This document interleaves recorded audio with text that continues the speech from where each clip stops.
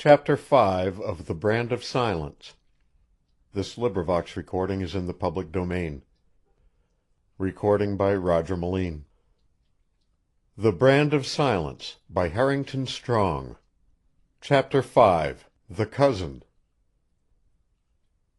An hour later, having parted with Detective Jim Farland, Sidney Prale walked slowly up Fifth Avenue, determined to go to his hotel suite and rest for the remainder of the evening. His conversation and short visit with Farland had put him in a better humor. There was no mistaking the quality of Farland's friendship. He and Prale had been firm friends 10 years before, when Farland was on duty in the financial district, and they had made it a point at that time to eat luncheon together when Farland's duties permitted. New York seemed a better place, even with one friend among several million persons. So Prale swung his stick jauntily and hummed the Spanish love song again, and told himself that Rufus Shepley and Kate Gilbert, old Griffin and the hotel manager and the rest of the motley crew that had made the day miserable for him, amounted to nothing in the broader scheme of things, and were not to be taken seriously. He came to a block where there were few pedestrians, where the great shops had their lights out and their night curtains up. He heard steps behind him, and presently a soft voice. "Sid! Sid!" Sidney Prale whirled around, alert and on guard, for he did not recognize the voice. A medium-sized man stood before him, a man of about his own age, who had a furtive manner and wore a beard. "Don't you know me, Sid?" "Can't say that I do." "Why, I'm your cousin, George Lerton. I'm the only relative you've got in the world, unless you got married while you were away." Prale stepped aside so that the nearest light flashed on the face of the man before him.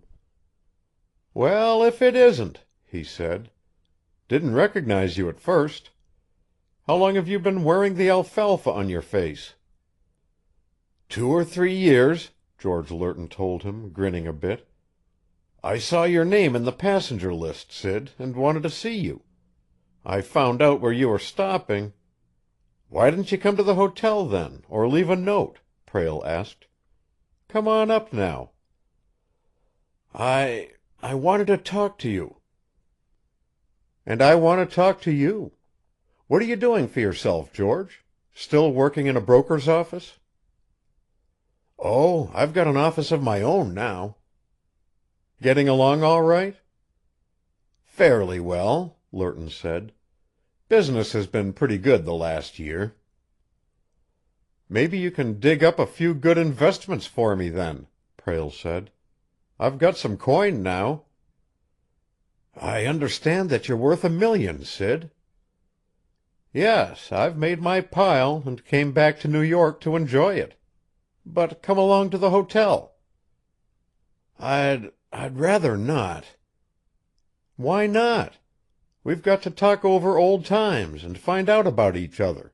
We're cousins, you know." The truth of the matter was that Sidney Prale never had thought very much of his cousin. 10 years before they had worked side by side for Griffin, the broker. There was something furtive and shifty about George Lerton, but he had never presumed on his relationship, at least. He and Sidney Prale had been courteous to each other, but never had been warm friends. They came from different branches of the family. Lerton had some traits of character that Prale did not admire, but he always told himself that perhaps he was prejudiced. They had seen a deal of each other in a social way in the old days. "Let us just talk as we walk along," Lerton now said. "All right, if you have an engagement," Prale replied. "We can get together later, I suppose.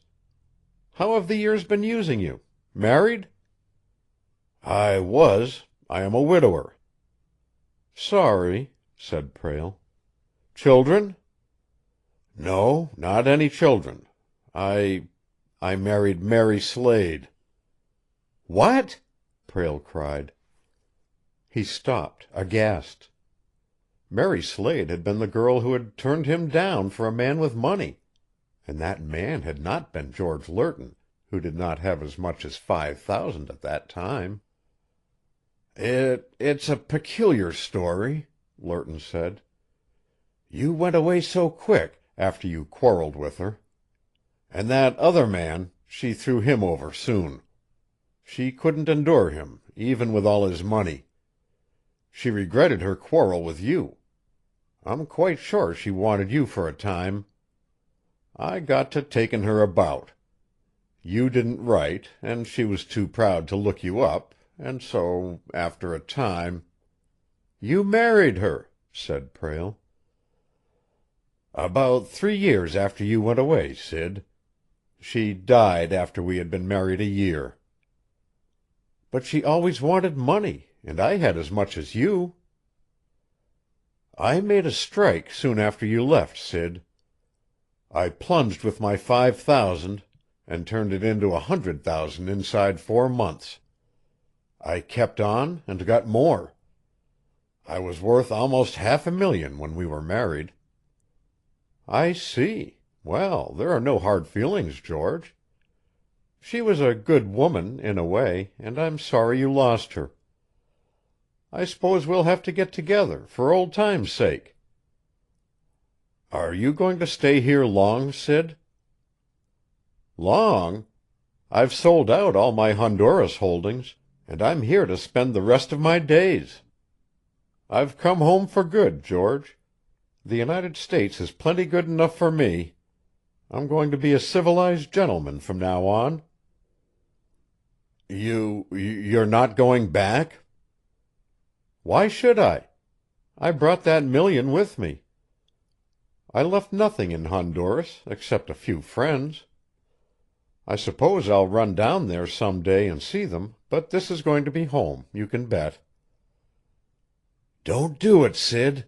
Lerton exclaimed. "Don't do what?" "Don't stay here, Sid.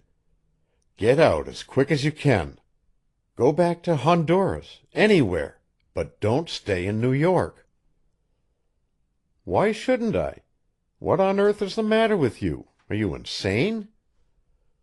I can't tell you, Sid. But you are in danger if you don't leave New York.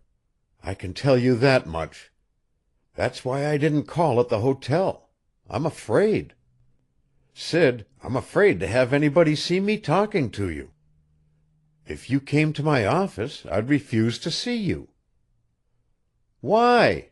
demanded Sidney Prale in a stern voice. I can't explain, Sid." "I've endured a lot of nonsense today, and I'm not going to endure any more," Prale said. "You're going to open your mouth and tell me what you mean, if I have to manhandle you." "You can beat me until I'm unconscious, Sid, but you can't make me talk," Lerton told him. "But what does it all mean?" "You'd better go away, Sid. You'd better get out of the country and stay out." "No reason why I should. I never gave up my citizenship. I haven't done anything wrong. I'm back in my old home, and I fail to see why I shouldn't remain here if that is my wish." "But you're in danger." "In danger from what?" Sidney Prale cried.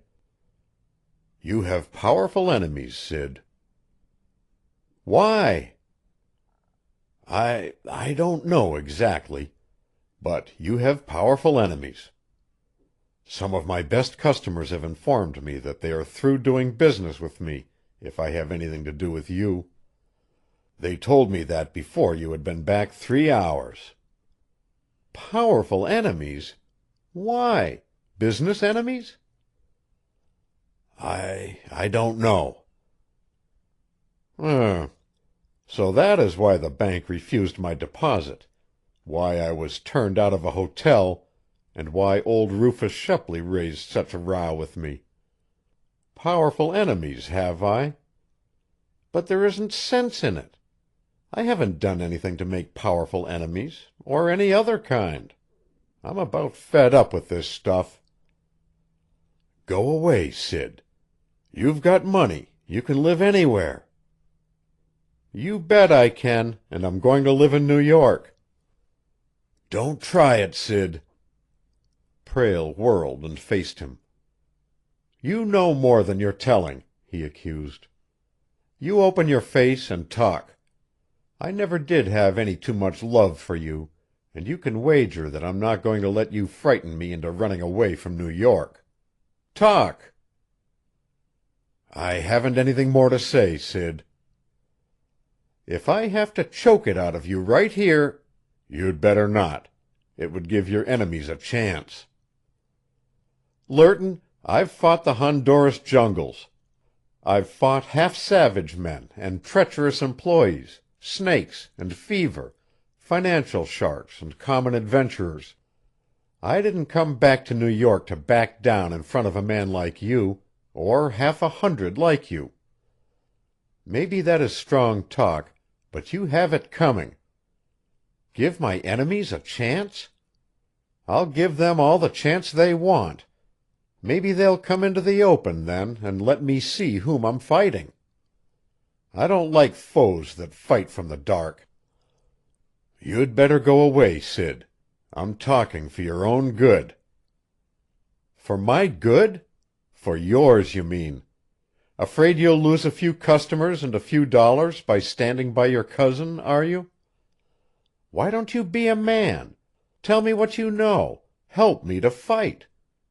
"Bah! I'm disgusted with you." He hurled George Lerton away from him, curled his lips in scorn of the man. "I've tried to warn you," Lerton whimpered. "I don't understand this, and I'm sure you could explain a lot, if you would. Perhaps I've got more dollars than the customers you are so afraid of losing. Suppose I hand my $1,000,000 to you for investment. Will you talk then?" I wouldn't dare touch it," Lerton whimpered. Prale looked at him closely. "It must be something pretty bad to make you toss aside the chance to handle $1,000,000 in investments," he said. "I know you, George. You'd sell your soul for money. You got anything more to say to me about this?" I dare not say anything more." "Very well. If you are afraid to be seen in my presence, kindly keep away from me hereafter, and don't worry about me looking you up at your office. I'll not take the trouble." Sidney Prale said nothing more. He whirled around and walked rapidly up the avenue, enraged, wondering what it all meant, determined to find out as soon as possible. Lerton ran after him. "Why don't you go away, Sid?" he whimpered. "No. I'll stay here, and if I have enemies I'll fight them," Prale told him. "Why are you so eager to have me run away?" "I don't want to see you in trouble, Sid." "That's peculiar. In the old days you used to gloat whenever I got in trouble. You seem to have a wonderful and sudden regard for my welfare, and I can't explain it to myself."